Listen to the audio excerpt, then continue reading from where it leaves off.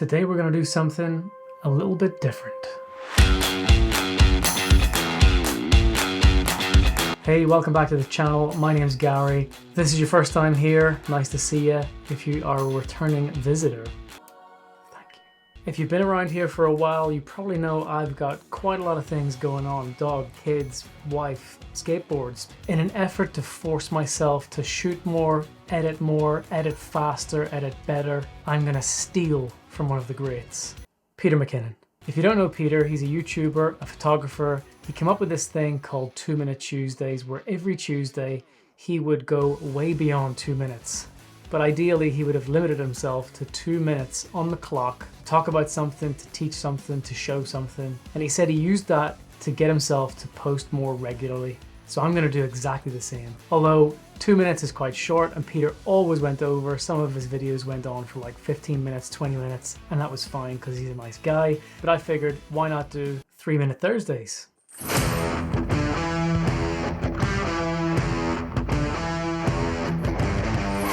Give myself 50% more time than Peter out of the box, and if I go over, well, we go over. Let's put a clock in the corner.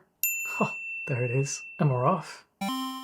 So a couple of weeks ago, I released a book called CTI 101. You can get it over on my website. It's an introduction to cyber threat intelligence. If you're new to CTI concepts, or you want to get into CTI, or you're just interested in cyber in general, this book is for you. But what goes along with that book is a Notion workspace, and I'd like to show it to you right now.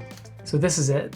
This is the Notion workspace. And the reason I made this is to allow people to build public proof that they know what they're talking about when it comes to cyber threat intelligence. If you're trying to get into CTI, there's no better way than to use this template, use it every day in your life, fill it out with all the things that I'm going to show you in a second, and then host it somewhere and stick it on your resume or your CV.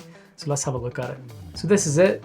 When you click the link in the description, you then go to the top right up here, and instead of share, you'll see duplicate. Click that button, and then you'll get a copy of this in your own Notion workspace. You can change it to your heart's content. Here's a link to the book if you're interested in picking that up, and my email address if you want to email me.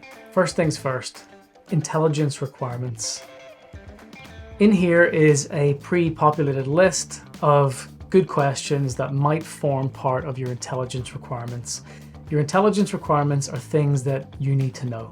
In order to be effective at doing intelligence work, you need to know the things that you need to know. For example, if you are a sniper, you need to know how far your weapon can shoot. Because if you don't know that, you don't know how far you can shoot. Same thing in cyber. We need to know what the enemy's capabilities are. Things like that. Lots of questions in here. You can put the answer in there, and then you can assign actions in here. Easy. Next one, we've got sources and needs internal. Inside every organization, there are people who can be sources of information for you. They can give you that information and you can use it to form your intelligence picture. By keeping a sort of phone book like this of people, their names, what department they're in, their job title, what sorts of information you could expect to receive from them, what they need from you, because remember, you're going to take their information, fuse it together, make an intelligence product, and then send it back to a certain number of them. They might benefit from that intelligence. Write down what they're a source for, and also write down what they need from you. Sources and needs. Next, external sources. Speaks for itself. Websites, blogs, YouTube channels, whatever it is, anywhere you get your information, write it down here and give it a little type. Journalists, news sites, security vendors, research groups. What's different here is that you get this thing called the Admiralty Code. It's used within NATO in the military, where we grade the quality of that source. So if someone always gives us bad information, you would say they are an unreliable source, grade E. If they're brand new and they're a new source, they're an F because you haven't a clue whether it's good or bad. And if they're the best, they get A. Pretty self-explanatory. Next up is the Cyber Events Database. This is a big one. This is just good practice in general, whether you're interested in CTI or not.